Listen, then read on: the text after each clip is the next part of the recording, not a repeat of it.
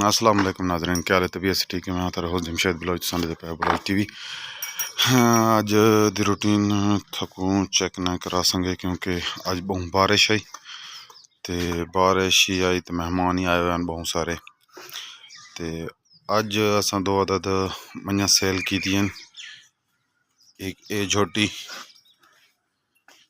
तीसरा सू झोटी है चंगी कद बुत वाली थन चड्डे वाली सोहनी झोटी ते एक झोटी इंदे पुट्टा शुट्टा सोना है थन चंगा लगा थन चंगा लगा ये वेंदियां पे रावलपिंडी अल्लाह पाक नवे मालकां दे नसीब करे ते नवा शेल्टर इन्हां कोल आसान होवे ते अच्छा हो साबित होवे। अल्लाह पाक इन्हां दी सौखी किस्मत करे। ते ये दोनों वेंदियां पेयन 10,70,000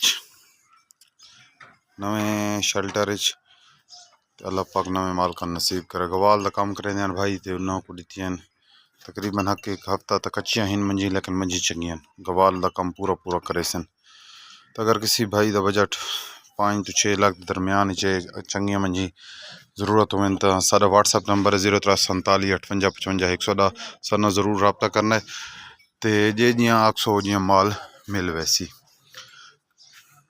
अज की रूटीन भी कोई खास काम कोई नहीं तो मैं एक दोस्तों अज की रूटीन अपडेट कर देवां। इस दे नाल अज दा व्लॉग अज दी वीडियो करें ख़त्म। वीडियो अच्छी लगे तो लाइक करना सब्सक्राइब करना ते शेयर करना दोस्तों नाल। अल्लाह हाफिज़। पाक फौज जिंदाबाद, पाकिस्तान पाइंदाबाद।